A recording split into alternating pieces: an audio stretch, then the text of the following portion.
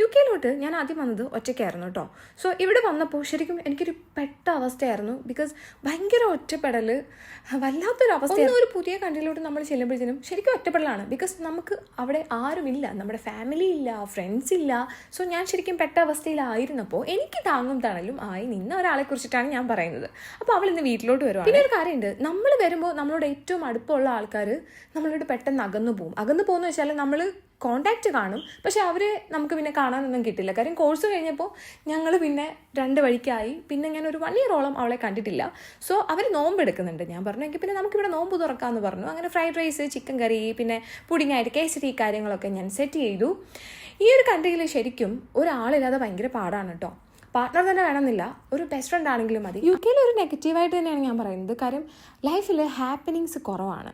അതായത് നമ്മുടെ ഫ്രണ്ട്സ് ഫാമിലിയൊന്നും ഇല്ല. പിന്നെ ഫുഡ് കഴിക്കാനുള്ള സ്പോർട്സ് ഒക്കെ കുറവായതുകൊണ്ട് ഭയങ്കര കുറച്ച് കഷ്ടപ്പാടാണ്. പിന്നെ വെതറും ഭയങ്കര മൂടി ആയിട്ടുള്ളതാണ്. പക്ഷേ മിഡിൽ ഈസ്റ്റിൽ കുറച്ചും കൂടെ ലൈഫ് ഉണ്ടെന്ന് എനിക്ക് തോന്നിയിട്ടുണ്ട്. ഞാൻ മിഡിൽ ഈസ്റ്റിൽ നിന്നിട്ടുണ്ടായിരുന്നു. സോ നമ്മൾ അങ്ങനെ നോമ്പ് തുറ ഒക്കെ കഴിഞ്ഞു കേട്ടോ.